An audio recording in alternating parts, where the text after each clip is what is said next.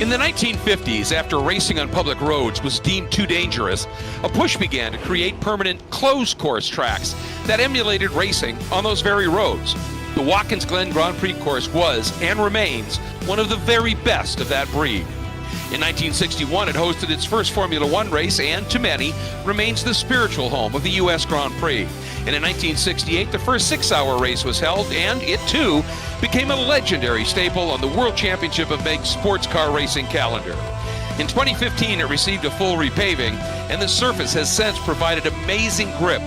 And in a field full of top-notch Spec Miata drivers exploring the limit in a pack of cars delivers its own brand of huge thrills. Driving through multiple windshields where one mistake could be, at best, a huge cost of positions and at worst, create a huge incident, it is a study in focus and commitment. Hi folks, I'm Greg Creamer and welcome to the second half of the second season of the 2024 Full Send Sims Esports iRacing Spec Miata Championship. Joining me always is Kyle Heyer. And Kyle, I know this is your home track.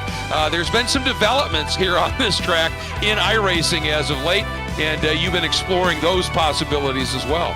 Born and raised an hour north in Rochester, New York. This is my home track, the first place that I discovered my love for road racing. And yes, Greg, some changes to this track for this week with the iRacing Season 3 build. And this is an exciting change. 3D curbs around this entire racetrack. What was just a flat texture now has ridges and bumps and camber. You see it there on the inside of turn number 11. So just adding another challenge, especially, Greg, in that bus stop chicane added back in 1992 to slow cars down. They're big wide curbs, though, so you can leap and jump over them, but it is a fun place to make up time. Oh, it's an incredible track in general, and that bus stop is really fun. And one of the things that I think we're both delighted about is that when they did that, they didn't mess up that inner loop curbing too much so that cars can still use it. And it is exciting to watch cars through there. And you still have to thread that needle and be absolutely spot on. And now with the 3D curbs, a little bit more to it. Absolutely, and this place is so fast, too. I call this the super speedway of road courses. It's got such a high average speed. Even in these 150 or so horsepower MX-5s, you're carrying so much speed, Greg, because of the high camber in the corners. You got lots of banking to lean on. The track's fairly wide in most places. And from turn 1 to the bus stop is about 32 seconds of on throttle all the way to a very short braking zone before you just sling it through there. So it's fast, things happen in a hurry, but you have some time to set up passes into the bus stop, into turn 1, and some of those other places where you can make up a lot of ground. Yeah, and with a couple of exceptions, most of the turns are very long duration, so it paced those outside tires when you're going through them. Up in the right there, this is the original track. The finish line, start-finish, right in downtown Watkins Glen, and you can see in the center there, that's the famous Glen, and the track wound around that, Kyle, public roads, and as we said, that got to be way too dangerous, and they created first this beauty, which was the original Grand Prix course.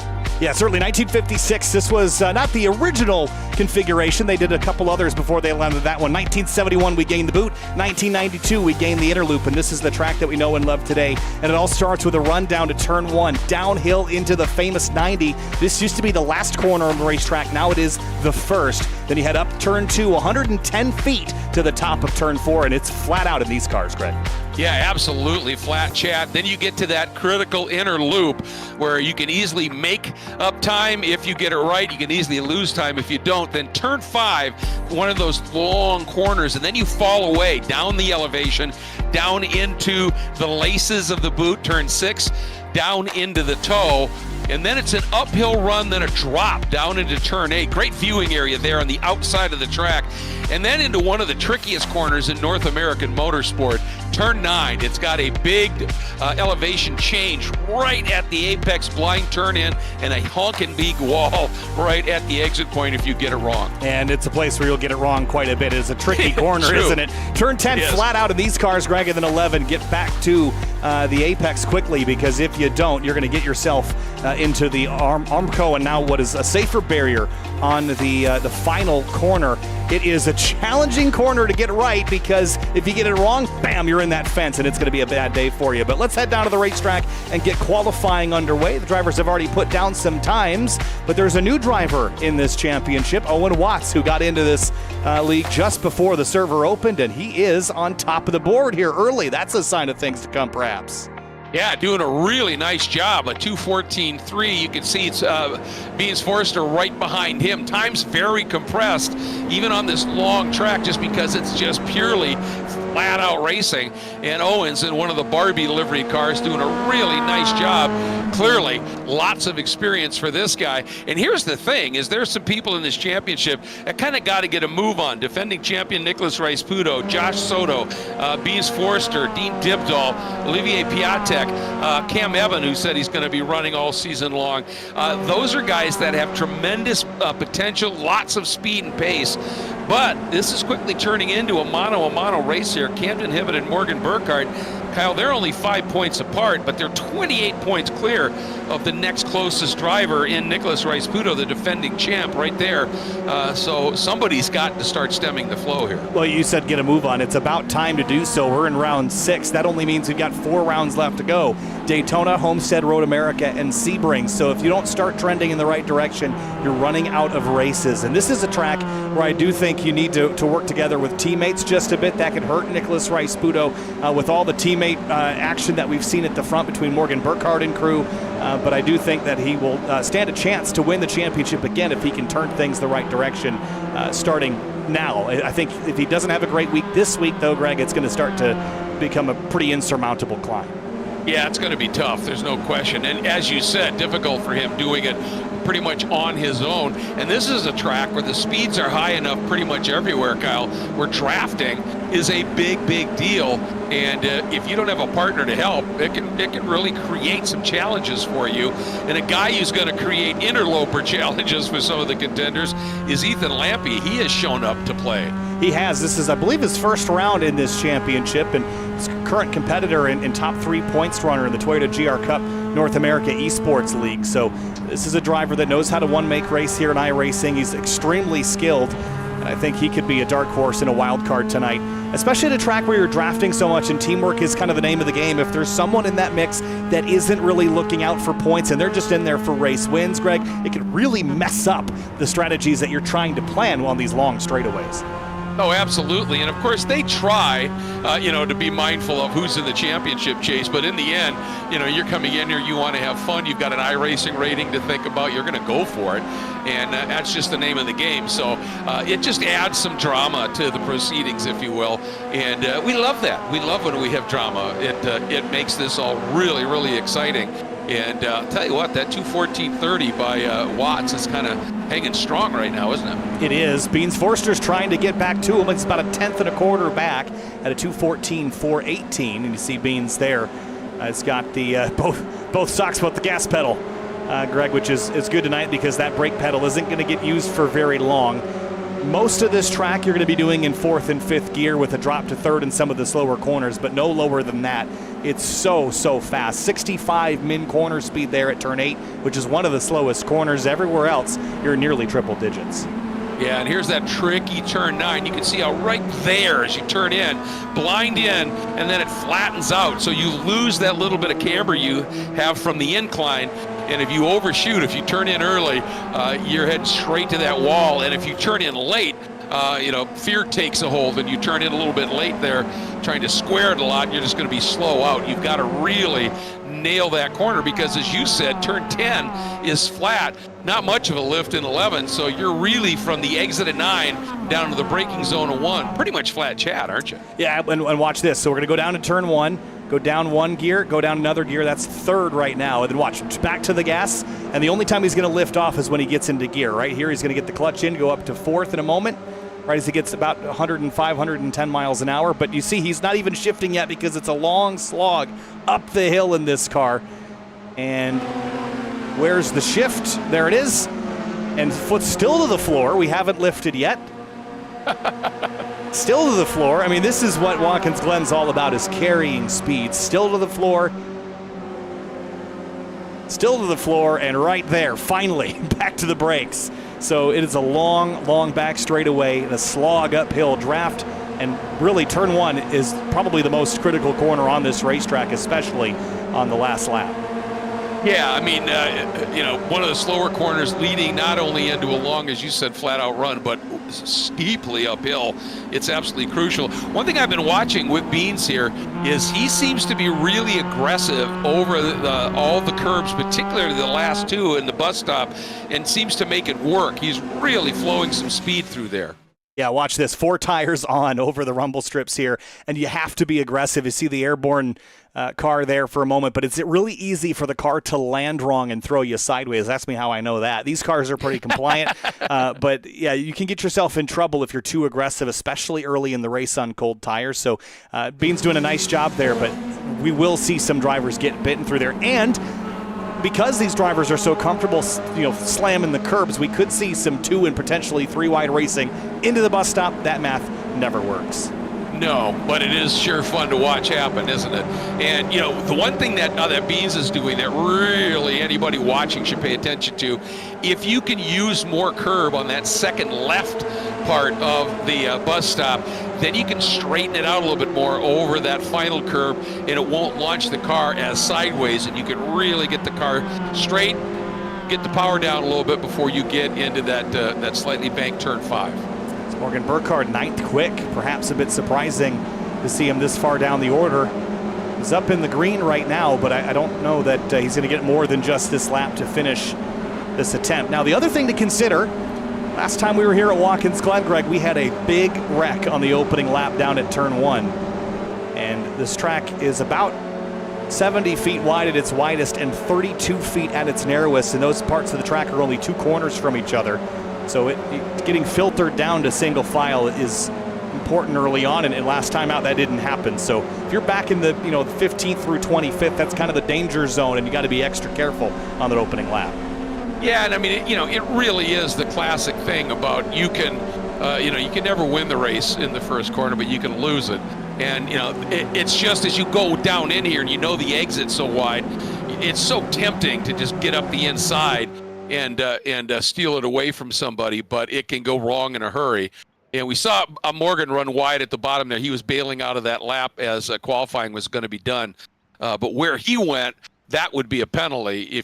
You were telling me, if you keep any tire on the backside of that curb, you're good. Yeah, effectively, the painted curbs here are considered racetrack, and beyond that, in most cases, that's an off-track. Now, in turn 1, they give you a little bit of grace. It's not always a slowdown if you run wide, but if you try to completely abuse it and run all the way out to the wall, then you can get yourself into trouble. Now, I know in the real world, when the SCCA Super Tourer was here a couple of weeks ago, they allowed teams to use the entire runoff area all the way to the wall. You can't do that in iRacing. It will not let you do it. So for those that were at that event, you got to, the old habits die hard. You've got to respect the track limits here. The runoffs are there for a reason, Greg, and if you go too wide, they're not going to serve their purpose when things go wrong. Exactly. I've been an advocate of that, like at COTA for many years. People, why can't we run wide? Because they're there to give you a buffer to the barriers. And when you exceed that, you lose that. But hey, before we get going, we probably should say a big thank you to our sponsors that make this Tuesday night activity possible. First and foremost, Full Send Sims, Kurt Schmidt, extensive background in military simulation and a real-world racing driver. Put those together to create the best sims on the market, bar none. A variety of sims from every price point, and we'll do modified and absolutely custom sim work for you. He is a firm believer that practice makes podium. Also, our newest sponsor coming in is FARA. That is the Formula and Automobile Racing Association, and they provide the most accessible road racing series for spectators with no ticket cost, minor parking fee. A family of 4 can attend their events for only $5 per person. That's just extraordinary. And a huge variety of cars and drivers, GT cars, prototypes, formula cars, and their new and wildly successful Pro Spec Miata series, near and dear to our hearts here, obviously, featuring some of the best racing on the planet, and every one of those events is streamed. And then, of course, the sponsors that have been with us for right from the get-go: 3P Logistics, tailored trackside support, race car storage, maintenance, repair, transportation, and Final Turn Motorsports. They do dyno tuning. They're a Miata tranny builder, and they do driver development all the way from licensing right to the pro level. So good group to associate yourself with. And then Wine Country Motorsports, your one-stop shop for sim racing gear and full send sims, turn turnkey and custom sims, as well as racing safety equipment. So a big thanks to all of them for making this possible.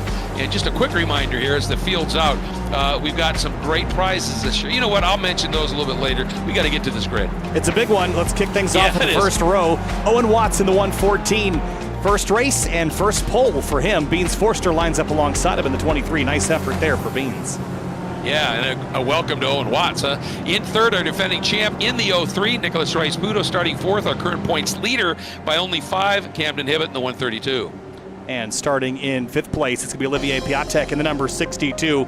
He's been hard at work in the official series this week because it's at Watkins Glen, so he knows his stuff here. Jean Reyes starts sixth in the number 29. Starting in the 7th spot, Ethan Lampy, that new driver to us, but a very talented driver in the 159. Starting 8th, 3-time champ Morgan Burkhardt, buried in the pack a little bit in the number 40. He'll have some work to do. Starting in 9th place, Rowan Gill in the 174, making his return. Giancarlo Schooler starts 10th in the 110 car. Wow, two awfully exciting drivers back there in row 5. In the 11th spot will be the 53 of real-time racer Trace Hance. And Wan Chi Lin, who's really starting to find some form here in these cars, starts 12th in his 68. 13th place, Joshua Soto, new livery on board the car this week, starts 13th. Jim Friedhofer, 14th in the number 89. That's the rally livery, right? Get his championship going.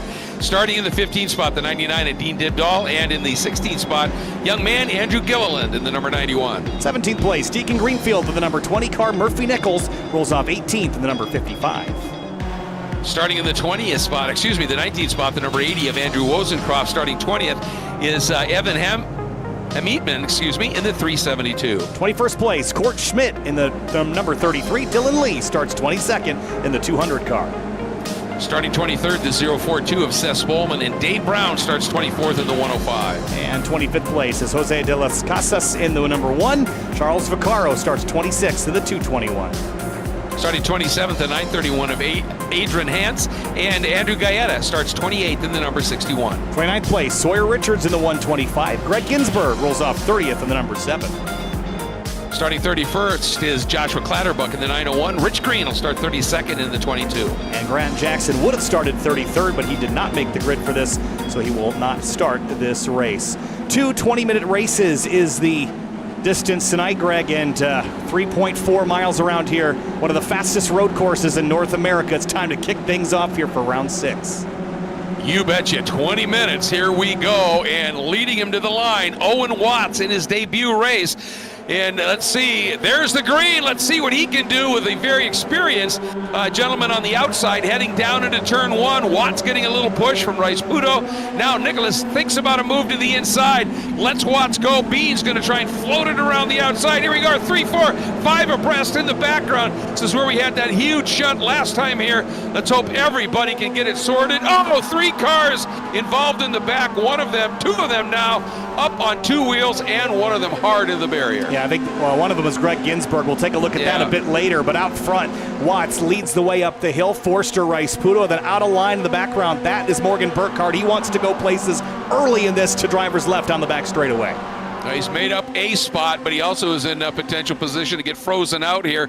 Here we go. First time at speed with the pack through the chicane. And we got him a couple wide through there. Oh, and a big miss there. Safe return. Nicely done. Everybody getting through. A couple of cars in the back having their moments. But so far, everybody through there clean. That was Court Schmidt going for a wild ride. Yes, it was. Inner loop.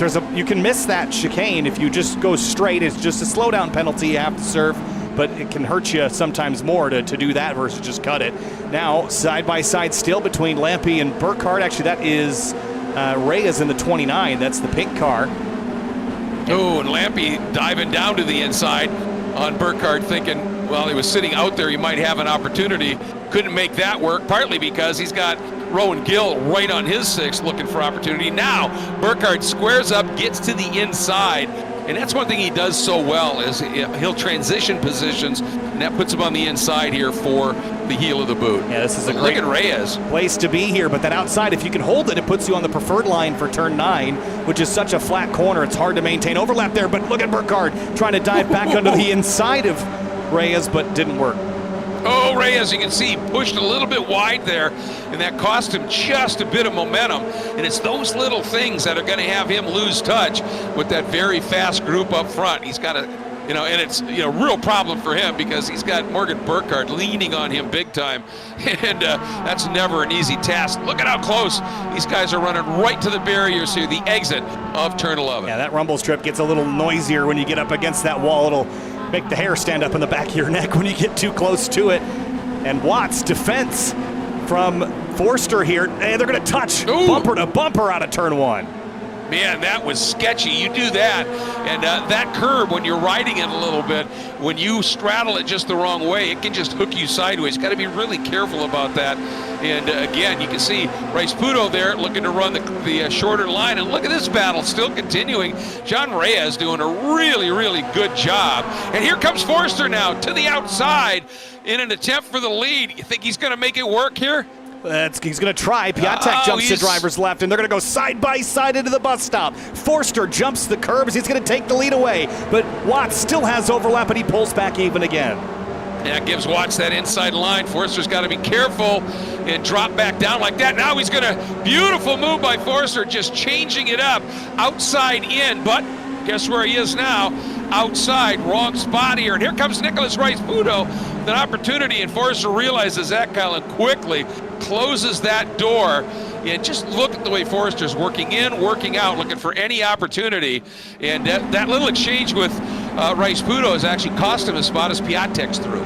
This is a lot more competitive at the very pointy end than I would have thought. We saw last week how we thought the draft would be a bit reduced because of the new damage model, but it doesn't seem to be a big deal here. Huge crash in the background. Jose de las Casas is in it. We'll check in on the replay here momentarily, but the action up front's too good to pull away.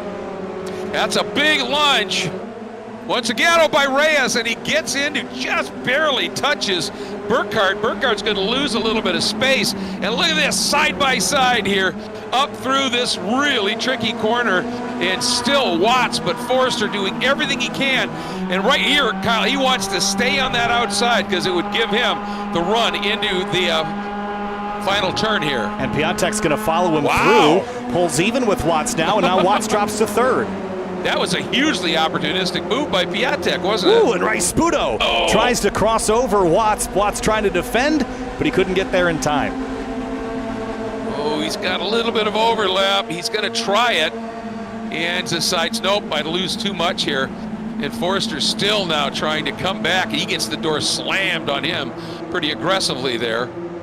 A lot of people using up a lot of, I think so, yeah. And like we discussed, I think these cars are just not quite fast enough to trigger the slowdown.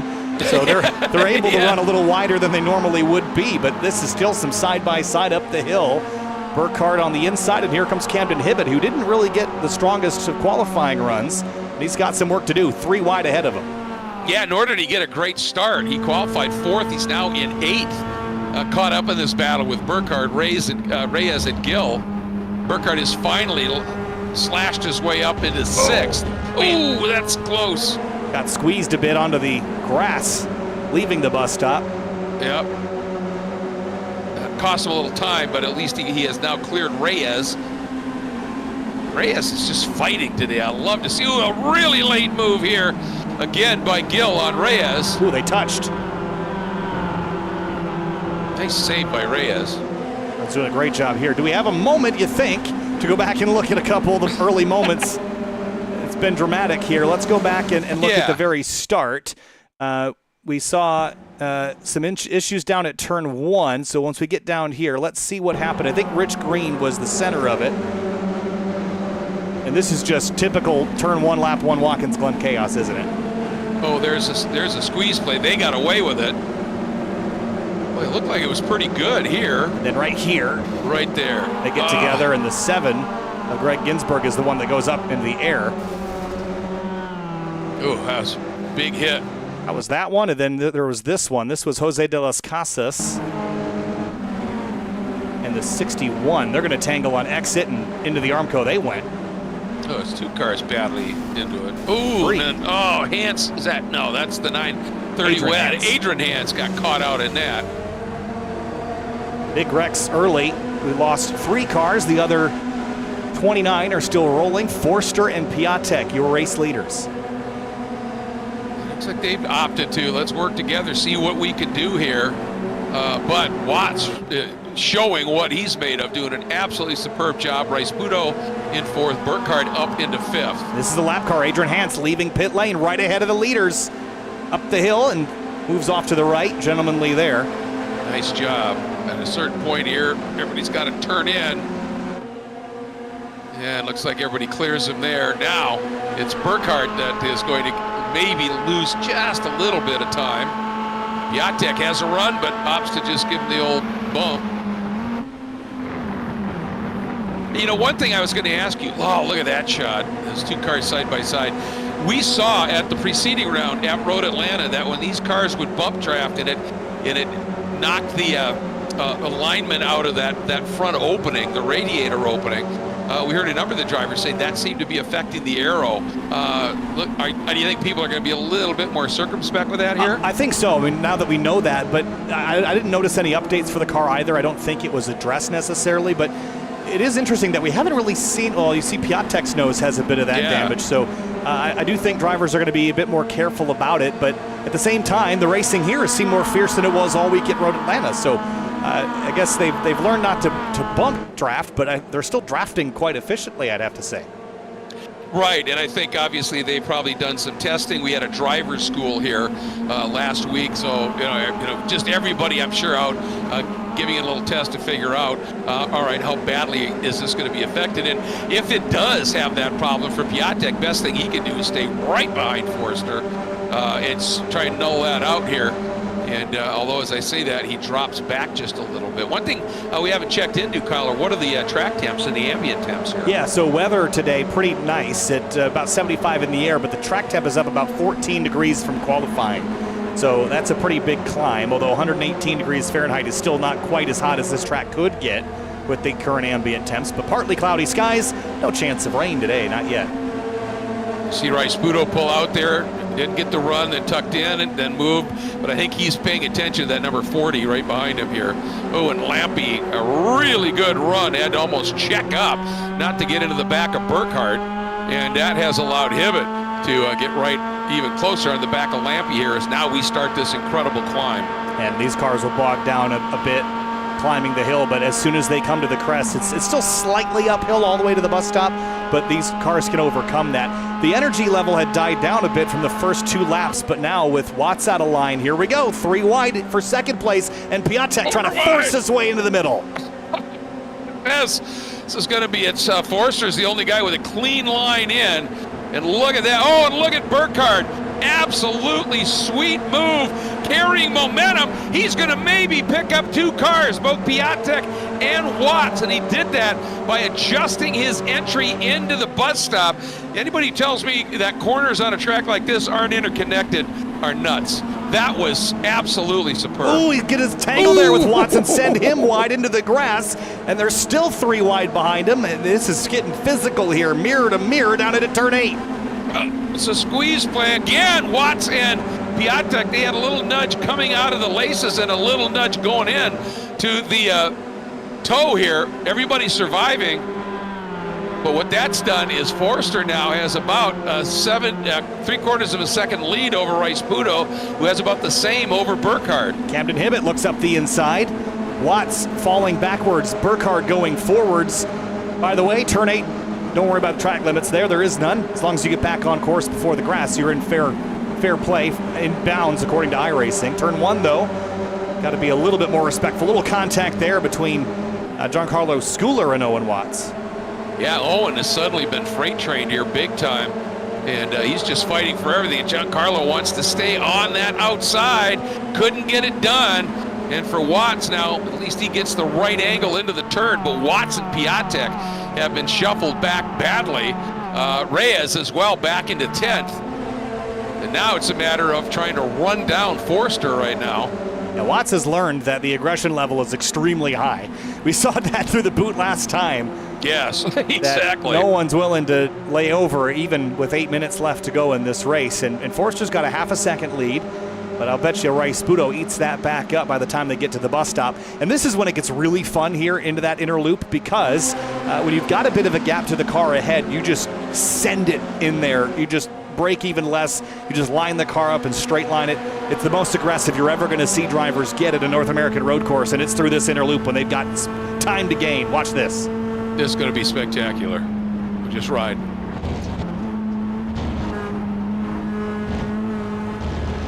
Every inch of the road, use it all.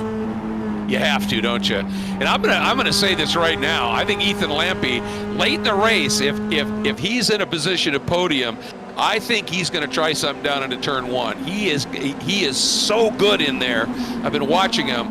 Really closes up big time, and it's not just the accordion on the brakes. He's making up ground. So I think he's going to be somebody to watch there as we're on board with Camden Hibbett. And again, Camden is the points leader coming in, and he's got right now where he's located, and he's got Burkhardt up in front.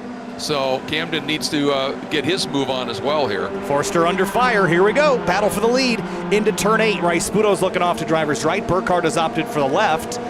This is a tricky place to make a pass because this is one of the tightest corners on the racetrack, and that curb ramps up on the inside. If you clip it, it sends you wide. And here comes Lampy trying to get to the inside of Burkhardt, and he's there. He's there, and that was all precipitated by a great move by Rice-Puto, who sensed what Burkhardt was going to try and do, tightened up his exit and parked Burkhardt just a little bit. And now Lampy, but the problem is he's not there. And in fact, he's got Hibbett now on his shoulder, and he gives Hibbett the old squeeze right there. But Hibbett comes on, has position.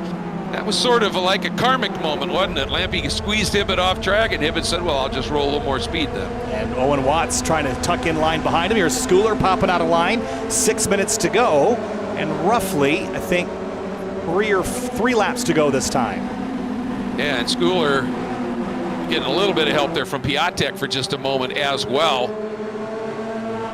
And now Watts, he keeps getting frozen up on the outside and losing opportunity here up the hill. Forrester, nothing.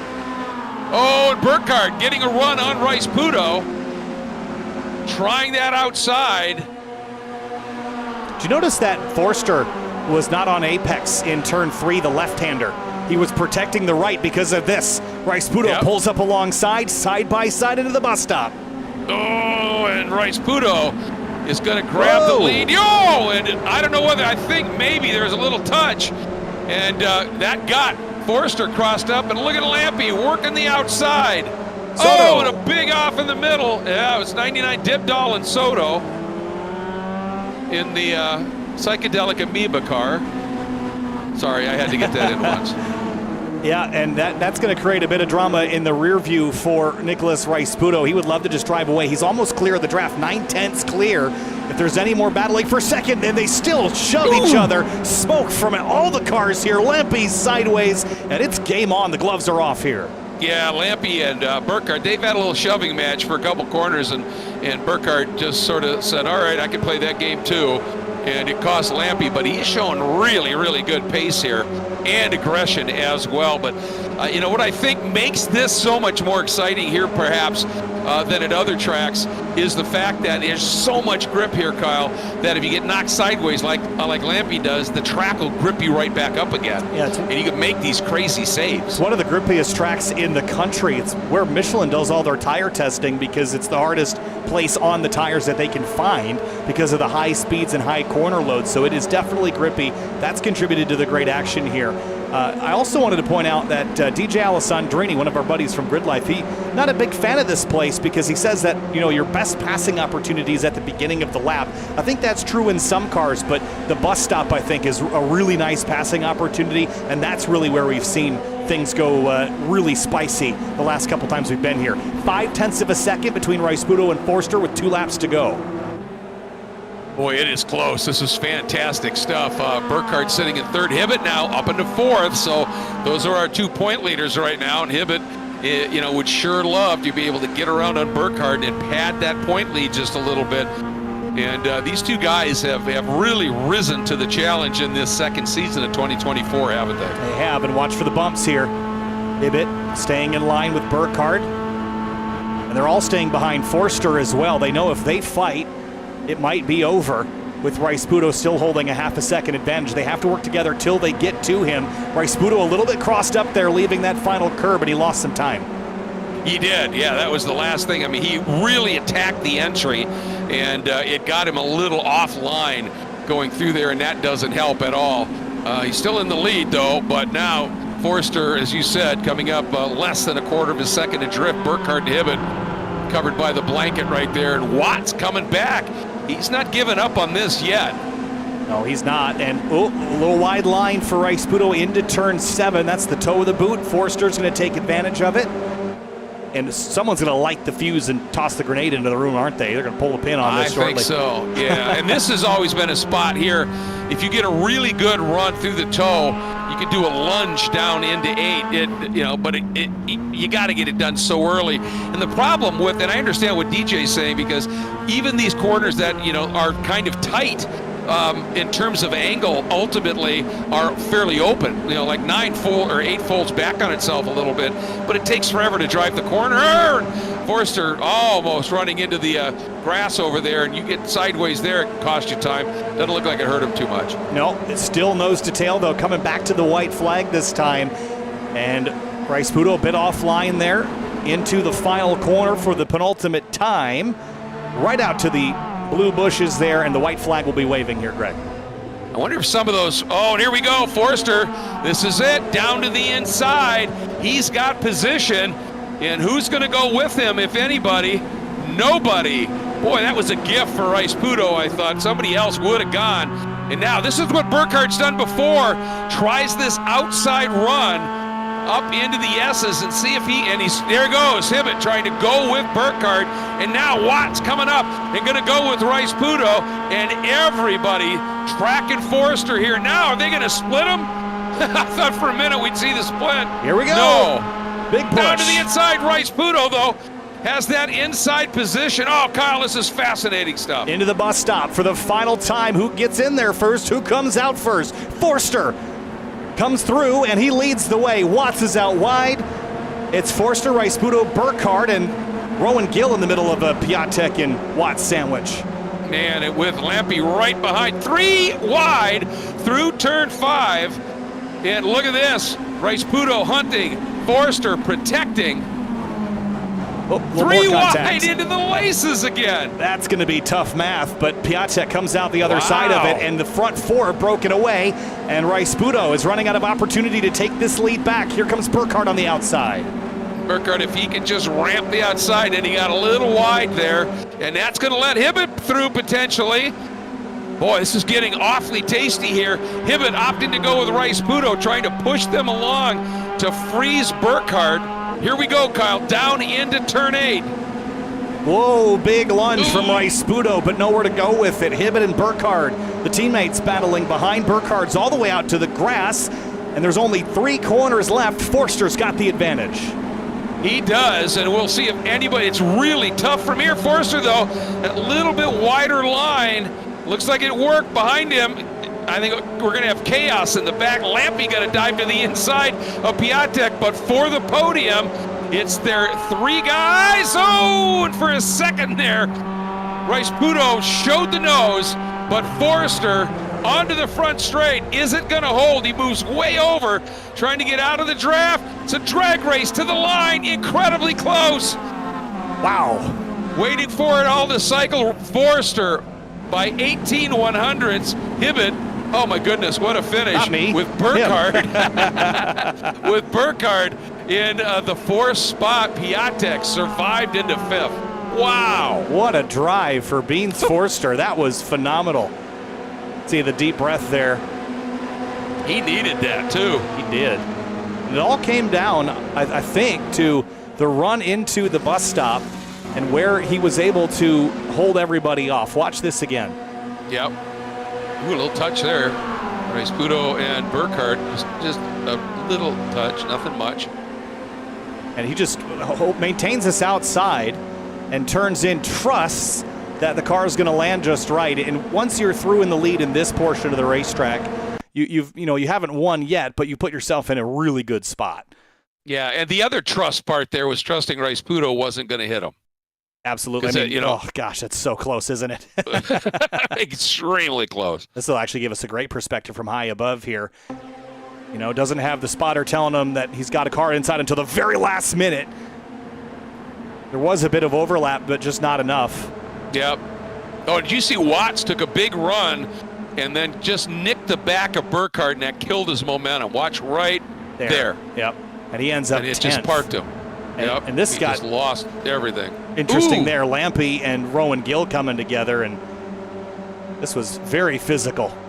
And 3 abreast, darn near 4. Well, 4 abreast wide, just not necessarily side by each here. That's crazy. Look at this. Watts in the grass trying to find room to race. And he just got kind of frozen out. I mean, for a first run in this series, job well done by Owen Watts, but he learned that the elbows get out on lap 1 and lap 9. Yep. He showed his speed. Now he's got to show that racecraft and that toughness, like you said, with those elbows out. And a nice job, too, by Ethan Lampy in his debut. So, well done.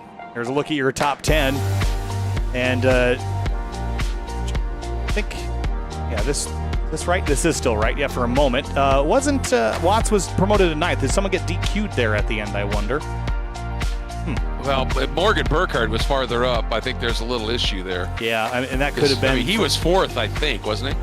Could have been, yeah. And I think if he got pushed down the list, it could have been because of a cut course penalty. Well, that's true too. Which you could very easily get on the final lap. But wow, race 1 is complete, Greg. That was entertaining, and we have a whole other one left to go. Oh my goodness, absolutely incredible, and you got to love it.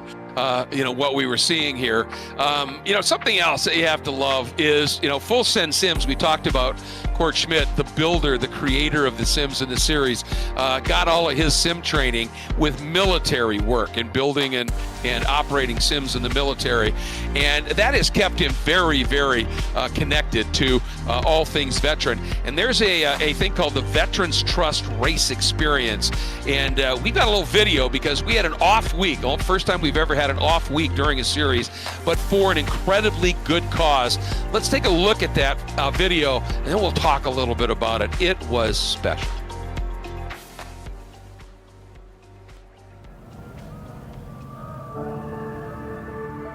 As you take around that circle around Hendrick Stadium, remain humble and remember who we are and whose we are every day. All right, don't forget who we serve.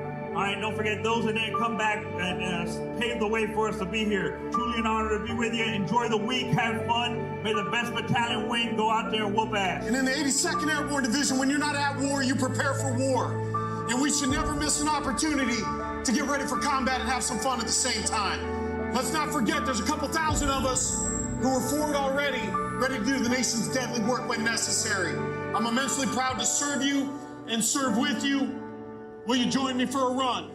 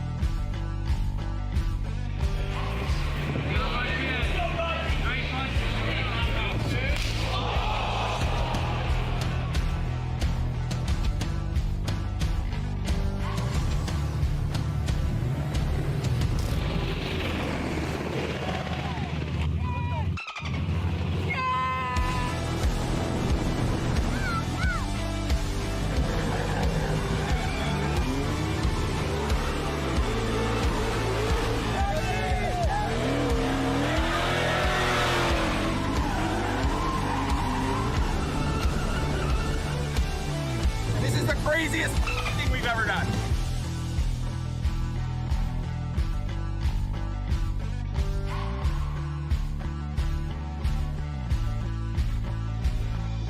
These guys are so motivated out here with these drift cars, these supercars, these NASCARs. Can't get no better than this. This event is amazing. I've never seen anything like it. You gotta keep doing it every year. It's awesome.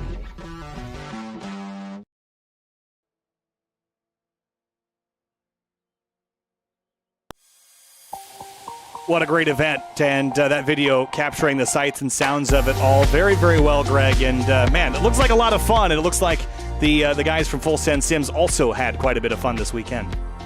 Yeah, absolutely. And you could see the massive turnout that was there.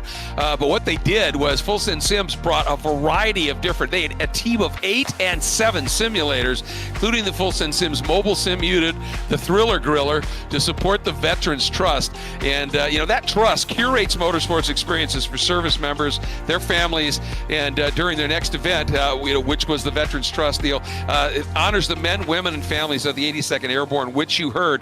There were 5 different motorsports disciplines at the event. Supercars and exotics, you saw that flying V with the aerial footage. Drift cars, cup cars, that's NASCAR cup cars, all those simulators, and drift carts. You saw those little drift carts as well. Absolutely incredible what they did. The Army was also actively participating with Apache helicopters. You saw them flying above. Military ground aviation assets were on full display at all the locations. Everybody involved had full military police escort throughout the base. And just look at the smiles. That just says everything about what this event was all about. Look at there's Court and his dad sitting there in one of the Apaches having a great time. Everybody getting ready to go after it. And if you would like, just to give you an idea, donate, just go to the veteranstrust.org/support. or theveterantrust.org/volunteer if you want to be part of that event next year on a volunteer level. But as you can see, an awful lot of smiles from the Full Send Sims folks. There's one of those great custom sims built into one of those cars, and that was all on display at the Veteran Trust for this year. It was absolutely remarkable. The race experience made even more special by our Full Send Sims team. So big congratulations to all of them, Court and his group, for getting out there and doing that, Kyle. Pretty special stuff. Yeah, it looked like a lot of fun as well. So helping out and having fun all at the same time. So big thanks to them for sharing that experience with us as well, so we can share it with you. And another thing we're going to share with you is the beginning of race number 2 here for the Full Send Sims Spec Miata series. And cars are rolling off here, Greg, and the weather has changed a bit. It's a bit cloudier than it was. The track temp has fallen about 10 degrees, 110 degrees Fahrenheit now. You can see the track, especially the boot area, covered in shade, so maybe that'll grip up the track a bit for this second race. Yeah, it looks like the track temp's down, 8 degrees? Yep. Just about. Already, so yeah. Hey, one of the things I'm noticing here that Morgan Burkhardt is starting 19th, so there must have been some sort of a penalty for him. That's huge in terms of this points championship, with Camden Ibbott finishing 3rd. And we're going to be talking more about points now as we're starting the second half of the season. But for Beans Forrester, came in here 5th in the points, only 5 behind Josh Soto. He finished well in front of Soto. And Piatek comes in 7th in the points. He made up some ground as well. So opportunities here. And for Nicholas Rice-Puto, maybe one of the big gainers here as well with that second place finish. But now you got to back it up in race 2, don't you? You certainly do, and I think that penalty for Burkhardt must have been a cut course penalty that he wasn't able to serve before the checkers, because that would translate to an end of the lead lap, effectively time penalty, which would put him down where he is. So, that's frustrating when you get in the last couple corners of the lap and you don't have time to serve it, but that's how iRacing keeps all the track limits in check. Now, that could have come from running wide at 1 or somewhere else, or it could have, most likely at turn 10, running wide is where that would happen that late in the lap where you wouldn't have time to serve it. But he's got a lot of work to do. He did start pretty deep, tail half of the top 10 in race 1, and he was able to work his way into the top 5. So he will be a fun one to watch climb through this order. Oh boy, won't he? And we've seen him do it before, where he's just come through the field after having a problem. But there's an awful lot of very talented drivers up on the sharp end of things here, and it's going to be interesting to see. Now, Owen Watts, now he's got a race under his belt. Ethan Lampe, starting 5th, has a race under his belt. There's a good look at Andrew Gilliland, who just continues to show some really, really good form. But those two newbies who showed some real speed, now they've kind of got a handle on what's going on here. This could be fun to see what they make of it. Yeah, they've learned the aggression level, and it is high, is what they learned last time. And their pace wasn't a problem. They were fast enough to be up in the mix, but they got shuffled out in moments when the racecraft started to get creative up at the front and teammates started to fall in line and that sort of thing. So I'll bet you that Ethan Lampe will be aggressive. Owen Watts was probably good enough to win this race, but he's going to have to earn it the old-fashioned way by making passes starting in 9th, which I believe is where Burkhardt started in race 1. But doubled up behind the safety car, and 20 minutes go up on the board again, the fastest road course in North America. And, well, here we go. This is going to be fun. Everyone, you know, got to get through turn 1, though, Greg, and a couple cars didn't do that last time. Right. We'll see how that goes. And don't count out Rowan Gill, Giancarlo Schooler, Trace Hance, all starting in the top 10 this time. And they are all very quick as well. This is going to be epic, folks. Here we go. Pace car is in. Wait for the flag. 20 minutes. Behind him. And, contact before we even got the green. 2 or 3 cars bottled up back there. At least 3 look like they're done. Meanwhile, even earlier, 1, 2, 3, 4, 5 abreast, heading down into turn 1. Rice Puto on the outside. And look at that move. Camden Hibbett way down to the inside. Piatek in the green car right in the middle. It is on, Kyle. 3 by 3 up the hill. This is wild. Banging fenders there. Piatek in the middle. Forster leads them all up the hill. That was an Indianapolis 500. 3 rows of 3 start. Still doing it. Wow, Forster into the lead, but look at Camden. Look at this. It's just unbelievable. I've never seen this, Kyle. There's no way they make it to the bus stop like this, though. Someone's going to have to give it. It might be more than one. Into the bus stop, 3 by 3. There they go. And there goes Hibbett. Oh, man. That is your points leader, having it all go wrong. All right, he didn't get serious damage, but he is way in the back. Or did he get damaged? Yeah, he's slow. Yeah, he's got some right side damage, but after all that, they filtered out, and I cannot believe we didn't send more than just one car into the wall there. That was unbelievable. Yeah, that was unbelievable, and you got to say it. Really a little bit unnecessary, 3 abreast into the bus stop on the first lap. Come on, guys. The 3 by 3, I mean, they were 5 rows deep, 3 by 3. I know. Like I said, it looked like the start at the Indy 500. I mean, if you didn't have the bus stop there, that would have been even uglier than that. Here comes Rice Puto now up alongside Forster, and then Piatek watching from behind. All right, does Forster give? Or does Rice Puto?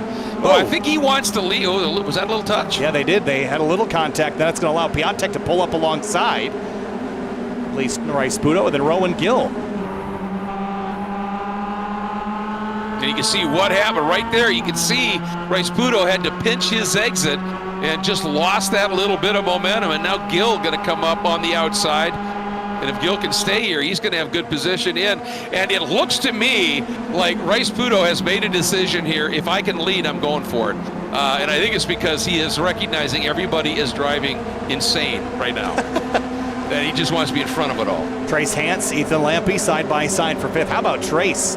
Started 8th up to 5th. He might lose a spot here, but it's been a strong start for the orange and blue 53. Yeah, really, really savvy what he was doing here. And he's got, airborne over that curb. That's a long way wide, and he'll come back on track and likely have to serve a bit of a slowdown. But like we said earlier, these cars don't have enough horsepower to accelerate climbing the hill. And look who's right behind him. Oh, hello. Morgan Burkhardt is up to 7th from 19th, folks. It's a heck of a climb. Oh, my God, the guy is just something. He really is. There's no question about it. We got a car in the wall in the S's. 2 of them. Andrew Guada, I think, is one of them. We've got the side-by-side battle for the lead, though, so he won't pull you away from it. Gosh, Trace Hance got flushed way out wide. Here comes Ethan Lampe now. Got a really nice run through the bus stop, and his Piatek got bounced a little wide. Lampe looks to be in a good position here. Piatek has position, though, into the laces. And Lampy's just going to try and has to ride it out. Ooh, little nudge there, baby. It has been a physical day out Man, there. it's been unbelievable. And maybe no place more so than at the exit of the laces. Yeah, that's kind of been the push and shove spot. You're carrying a lot of momentum down the hill there. And these cars are momentum cars, so you're just trying not to bleed off a lot of speed. So if you can use, the old adage is 8 tires are better than 4, right? So if you can use a little more grip. Exactly. You nestle up against the bodywork next to you. Joshua Soto's getting put in a bad spot right now. He's got Dylan Lee behind him. And on the outside, that's Andrew Gilliland. Now here's the question for you. Hibbett right now, 22nd. Burkhardt is 7th. How many risks does he take going for the win? I mean, if he can go, I would expect he'll fight for the podium.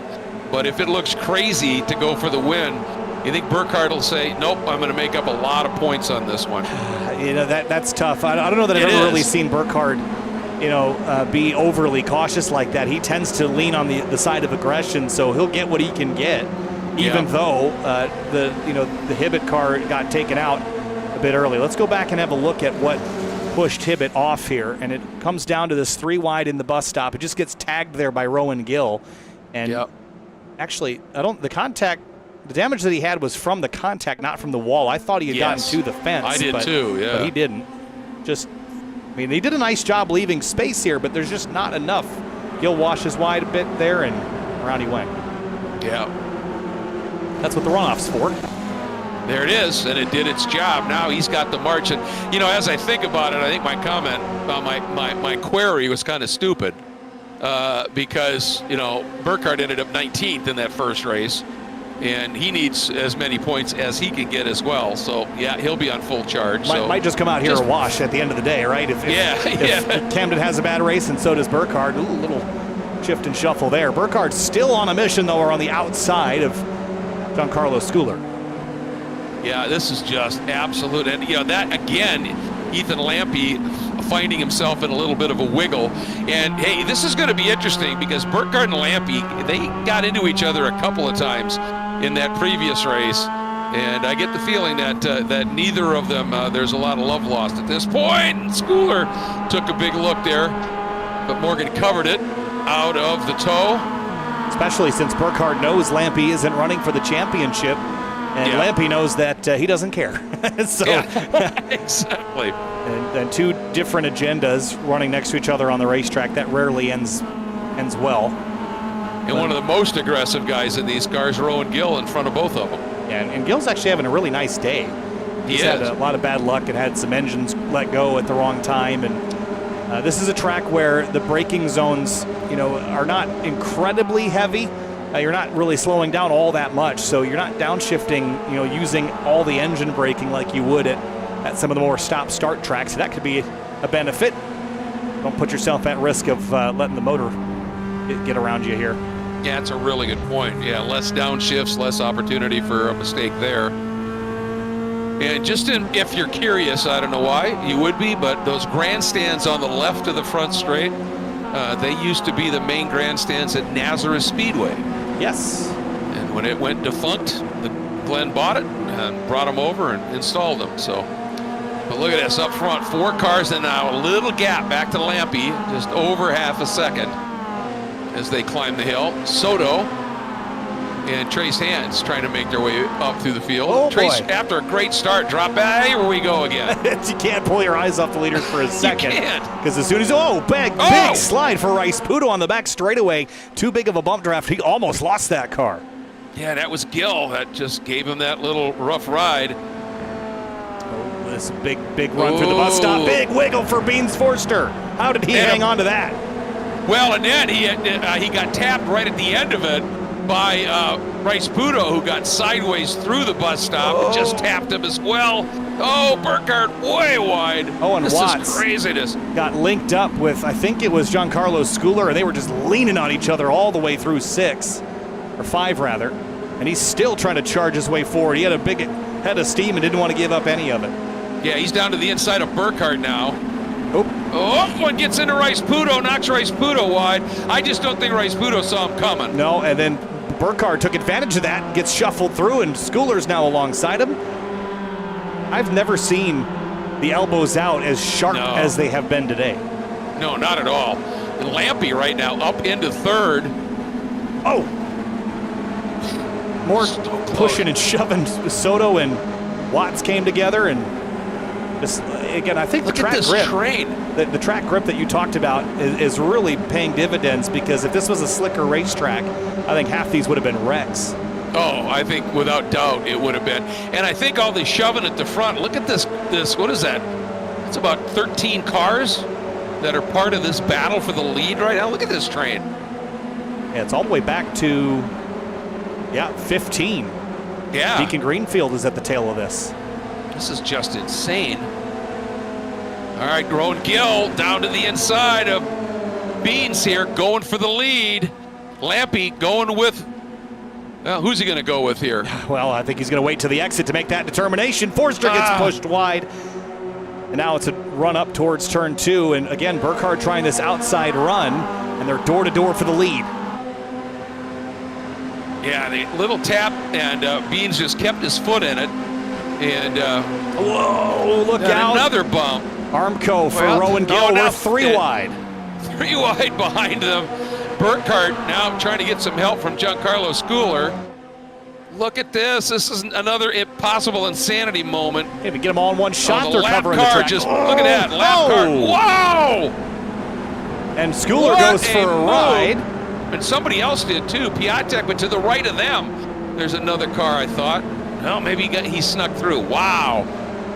Big hits there for a couple of cars, and that there was just so much distribution across the racetrack there that there was no way. Look at Lampy to the inside, Forster not leaving a lot of space there, and then Forster gets pinched and into Schooler. Yes, Beans was the guy that right there that got into Schooler, and there was nowhere for Beans. I mean, he was squeezed huge here, right here. Oh, man. Yeah, there was nothing Beans could do. And then across the racetrack, and he's very lucky that he didn't finish going across. And then there's Piatek rear-ending him. That's going to be big damage. Piatek is out. Schooler is out. I think everyone else made it through. But big mess in the bus stop. Wow. And look who's leading after all that. Yep. And Lampy and Gill. Reyes, remember his first race where he fought so hard? Well, he's up in 4th. Doing another great job in front of Soto, Watts, and a recovering Rice, Budo, Hans, and young Andrew Gilliland right there in that 9th spot. Now Forster knocked back to 10th. Man, that's tough medicine. 8 and minutes. There was nowhere he could go. No, it just, I mean, bus stop is not built to be a 3-wide scenario. No. Especially when two of them, I don't think, knew that they were going to be 3-wide. Well, exactly. As we're watching Andrew here, I mean, Burkhardt was clear, knifed across, and I wonder at that point if, for some reason, that's Reyes. Soto's going to go around. Oh, and Soto, whoa. Wow. Even the runoff here is grip. Lots of grip. Yeah, they were coming down the straightaway here. I think they're just going to tangle. Watch right here in the braking zone. Right here. Yeah. Soto came across. You saw the nosedive, and I think it surprised Reyes. Nice save, but it'll knock him down to 11th spot now, as he's now 3 wide with Deacon Greenfield on the outside, who's making a nice climb forward. Greenfield started this race in 10th, and he'll pick up a spot into 9th. Yeah, but he was back in 16th, so he has found 7 positions since then. Oh! And Wan Chi Lin just couldn't quite make that save.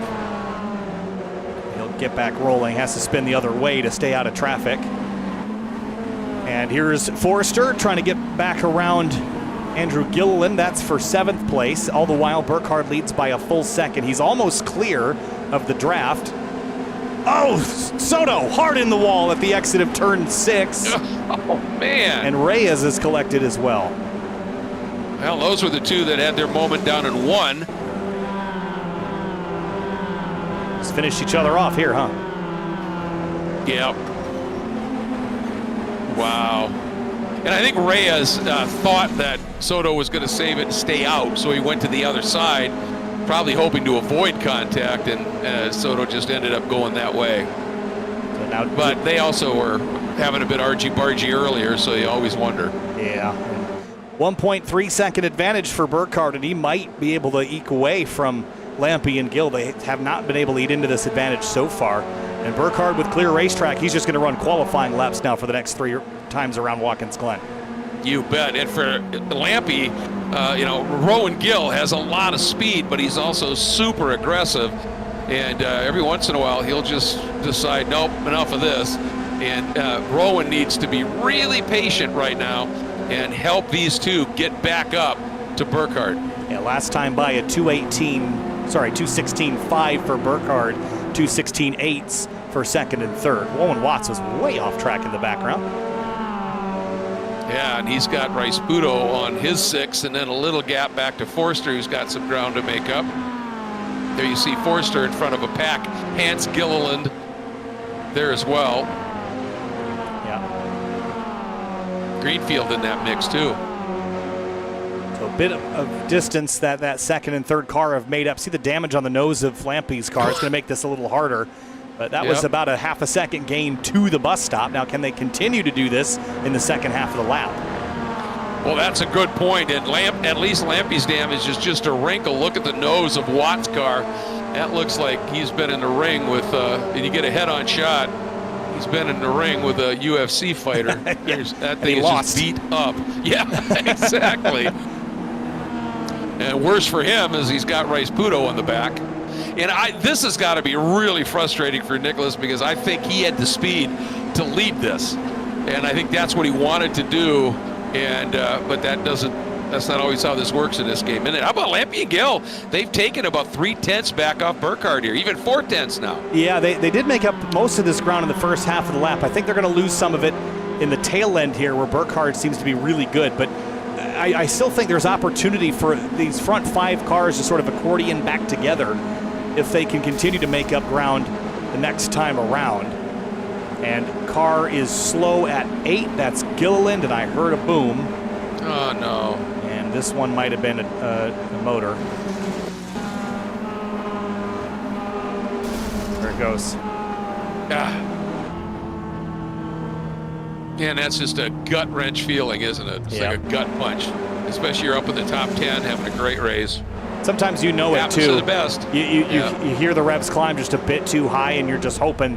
I mean, once you make that shift and you let the clutch out, you've already committed. So yeah, exactly. You're just hoping the valve train stays in one piece.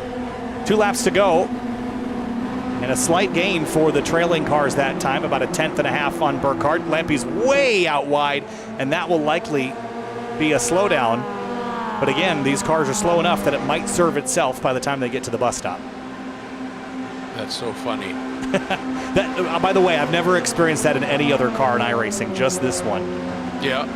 It's a big slowdown. If you run wide in a GT3 car or something, it'll cost you 2 or 3 seconds. But they've gained time now, 0.6 of a second. So, they have to make a lot of time up in the bus stop here, because they can't use next lap to eat up Burkhardt's lead. They have to be there next lap. You see how aggressive Lampe's turn-in is to the bus stop?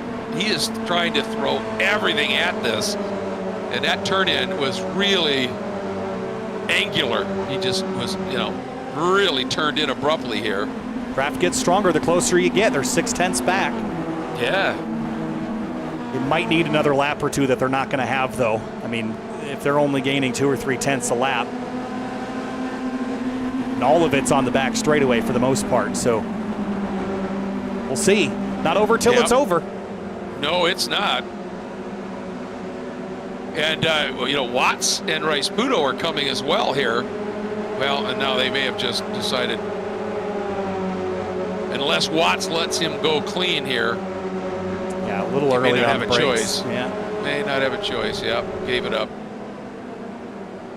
Burkhardt's got a 0.7 of a second advantage. It's possible, I think, if Lampe gets a really nice last few corners here, that they could be within 0.3 of a second in the bus stop, but they're not going to be close enough for an overtake. So it's going to come down to this, really the boot section, where Burkhardt has been better. So I think this is still a long shot, but they're doing everything they can. Burkhardt is just taking this opportunity.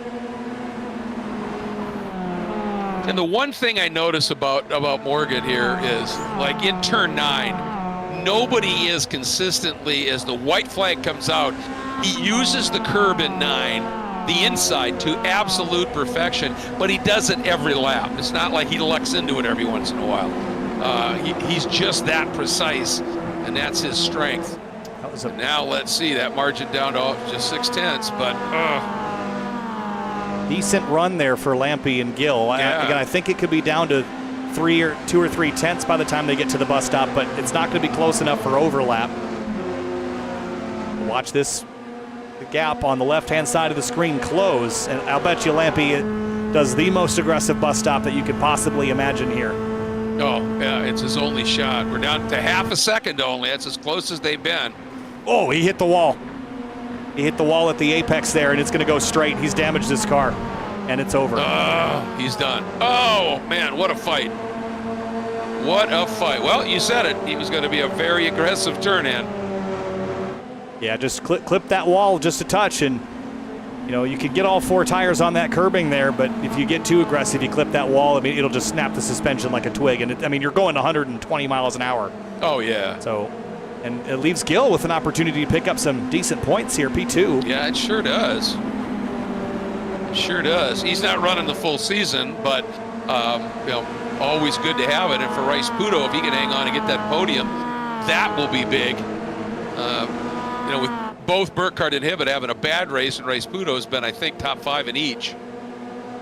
And that'll be a great pickup for him as we get down to the final 4 corners here at Watkins Glen. Both these races started. Go ahead, Greg. I was going to say, watch Morgan here on this curb up at 9. Look at that. He's there at that same spot every lap, Kyle. And just precision. It's paid off for him once he got this lead. He didn't relinquish it. These races were extremely physical, elbows out, hands on. We saw 3 wide into the bus stop, Greg, but Morgan Burkhardt got to the lead through the chaos, and he's going to take advantage of it like the pro that he is. From 19th to the win, and just giving the wall a kiss just for an effect here, it almost looked like. Morgan Burkhardt, what a comeback drive by Morgan. Gill in second, Rice Puto hangs on for the podium, and those points in third. Watts, after a pole and then a problem in the first race, dropping back a little bit, gets 4th. Beans Forrester, after winning the first race, gets 5th. Deacon Greenfield went by Hans Dibdahl as well to end up in 6th. Hans 7th. And I'll tell you what, Camden doing a brilliant job coming from 22nd back to 8th. This was the battle for 11th to the stripe. Schmidt over Vaccaro by 11 thousandths of a second, and here is the margin right about Look at there. That. Holy cow. What a run by Cord Schmidt. But Morgan Burkhardt recovers after a 19th in race 1. He'll pick up a victory here, and it just came down to surviving the mayhem that happened, you know, in the first couple laps of this race. But and this was a very different race than I was anticipating seeing tonight. So much aggression and drivers, you know, jabbing their elbows, getting into each other's rib cages. You can do a burnout over there. Yeah, in front of that big crowd here. Well done, Morgan. That was, I don't blame him one bit for celebrating here. That was pretty special. I have a good camera angle of it because it's over on the short course. But well, the smoke tells the story, doesn't it? It sure does, yeah.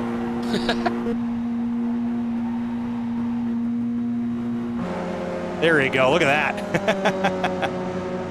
All right, let's have a look at the race results here, and we'll get into post-race.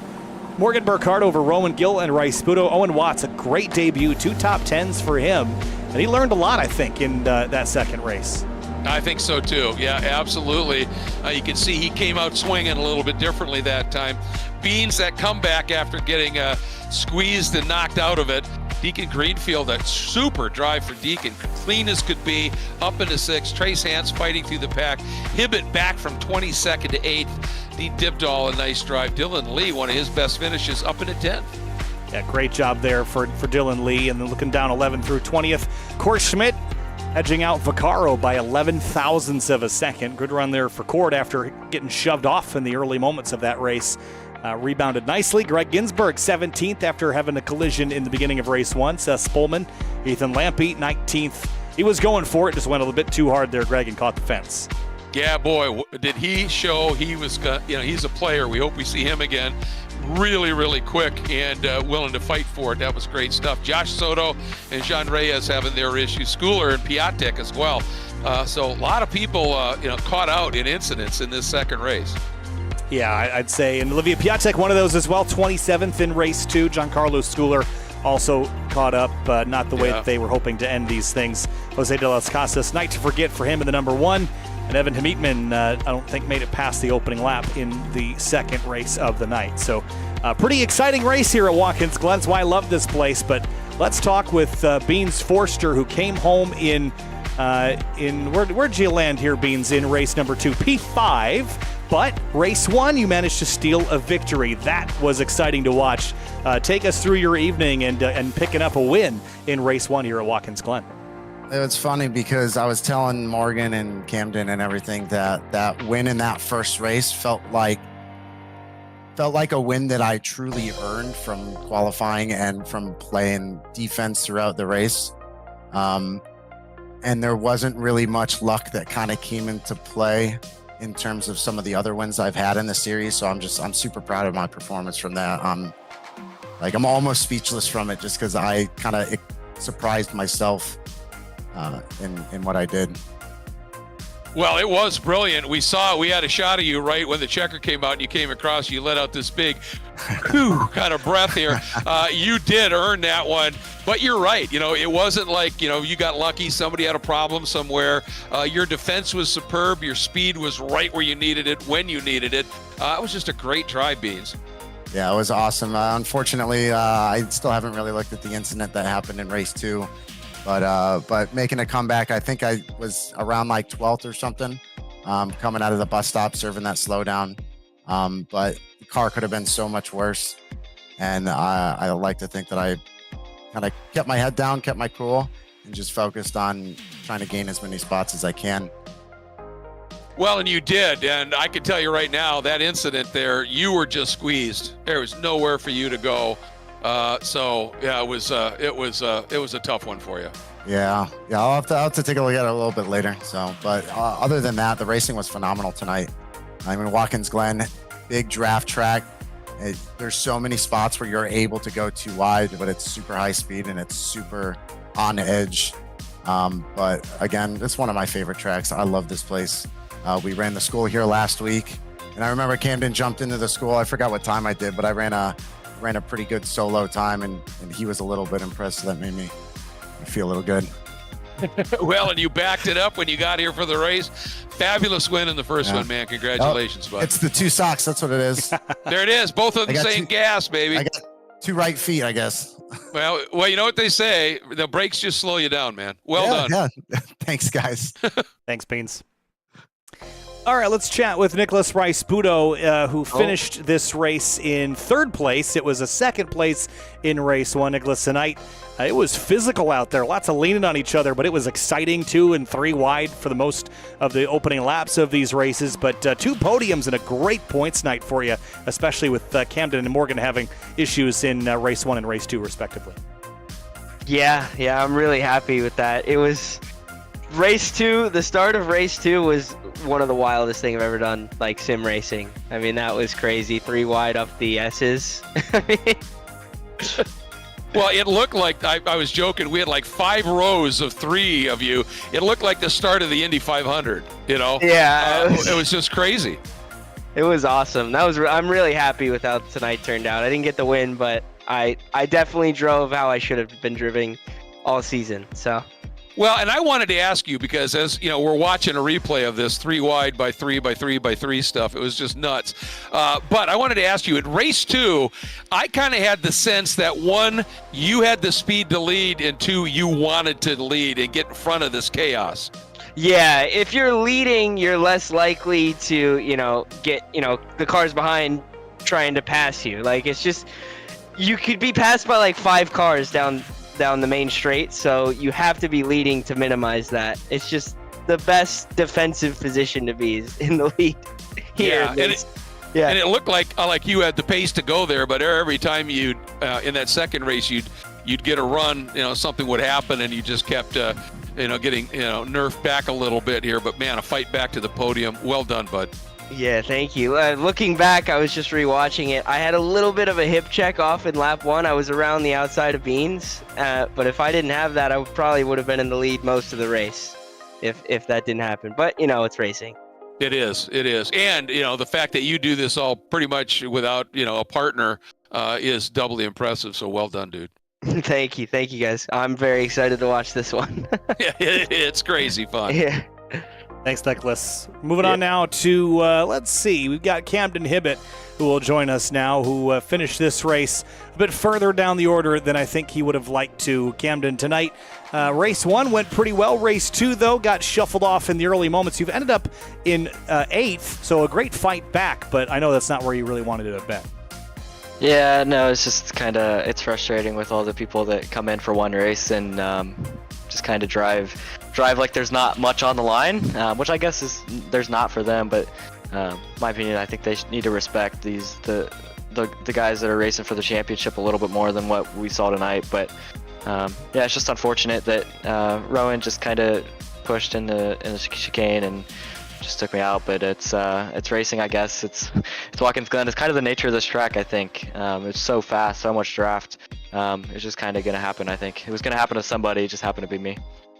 Yeah, we're watching a replay of that, and he just got that curb and just slid over and tagged you there. I was going to ask, though, we saw so many massive saves. Cars would be completely out of shape and able to grab it back. We were speculating that was a reflection of the grip of this place. Other tracks, those would have been spins or wrecks. And here it just seems like there was enough bite that you were able to save a lot of those. Yeah, there was definitely a lot of grip here tonight. I don't know if it was track temp or just the track surface here at Watkins Glen, but there was definitely a lot of saves. I know I had a huge one in the bus stop right there in race 2, and I think it's definitely interesting. I don't know if it could have something to do with the new damage model also. I know we got the suspension changed a little bit with that new damage model, so it could have something to do with that. We just didn't see it last week at Road Atlanta.